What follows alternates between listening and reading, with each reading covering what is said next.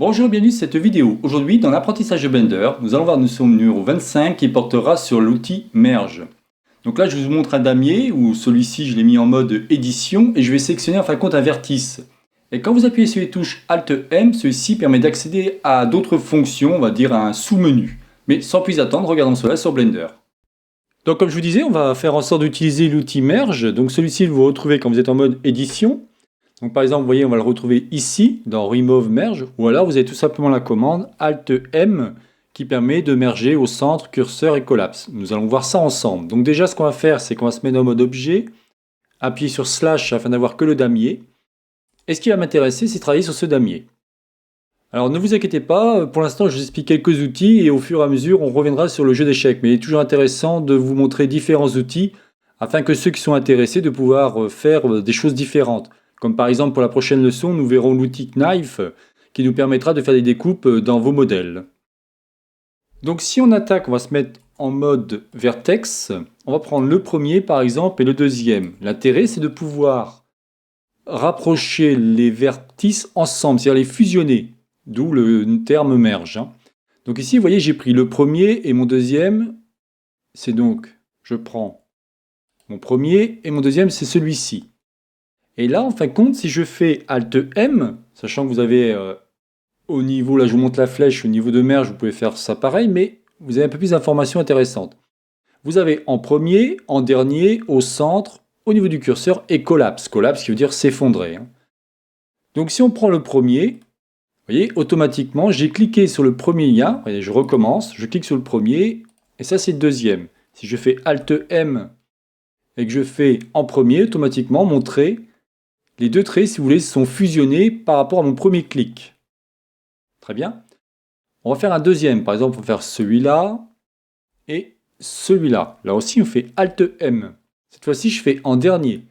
Et là, vous voyez, cette fois-ci, le dernier clic, en fin de compte, et c'est pour ça que j'ai inversé mes sélections. Le dernier clic, c'est celui qui est intéressant. C'est-à-dire que le point, on va dire A, là je vous mets des numéros, par exemple, on va dire, regardez, je fais CTRL-Z pour que vous puissiez bien comprendre.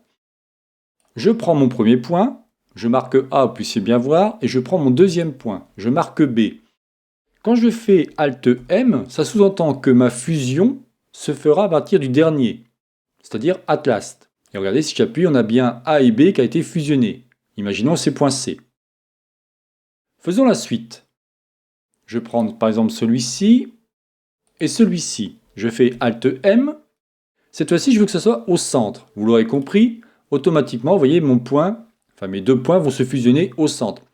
C'est très intéressant quand on apprendra à faire de la topologie ou de la retopologie au niveau d'un personnage ou au niveau d'un objet où on veut vraiment que celui-ci soit avec une belle base filaire. On n'est pas là, loin de là, mais c'est toujours intéressant.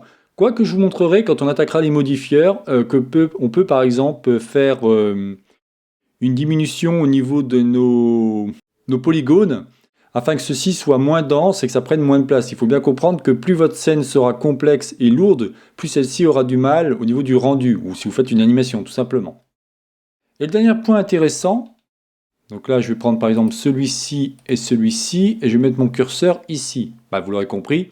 Ça va faire en sorte de prendre mes deux points et de les rapprocher au niveau de mon curseur. Regardez, je fais Alt-M. Cette fois-ci, je fais Add Cursor. Et vous voyez, automatiquement, tous mes points sont venus au niveau du curseur. Et comme je vous disais, donc le collapse, si on prend celui-ci, celui-ci, et on va prendre par exemple celui-ci, si je fais Alt-M, celui-ci va s'effondrer. Vous voyez, automatiquement, il va prendre la proportion des différents points, enfin, il va prendre les points. Il va dire ok, c'est à peu près là que vous voulez que je sois, donc ça va effondrer. Mais on va faire ça différemment, vous allez voir. Ça sera plus simple si par exemple je me mets comme ça, je vous crée ici un cube. J'ai l'impression que mes normales étaient inversées, mais ça on verra ça un peu plus tard. Imaginons je fais deux edge loops. Voilà. Je me mets en mode vertex, j'y suis déjà. Donc je prends celui-ci par exemple, celui-ci, celui-ci et celui-ci. Et là, je fais Alt-M et je dis collapse. Et vous voyez, automatiquement, celui-ci a essayé de faire comme un effondrement. Vous voyez, c'est comme un... Cela fait comme une implosion. Vous savez, quand ça secoue, au lieu que celle-ci explose, elle implose et tout revient en son centre, tout simplement. Voilà, donc comme je vous disais, la prochaine fois, nous verrons l'outil Knife, qui est celui-ci. Voilà, donc je n'en dirai pas plus de cette vidéo. C'est donc la chaîne Ça va pour tous, réalisée par Jean-Michel. Comme évoqué à plusieurs reprises, on verra la prochaine fois l'outil Knife qui nous permettra de faire des découpes. Je vous souhaite une bonne journée et à la prochaine vidéo. Bye bye.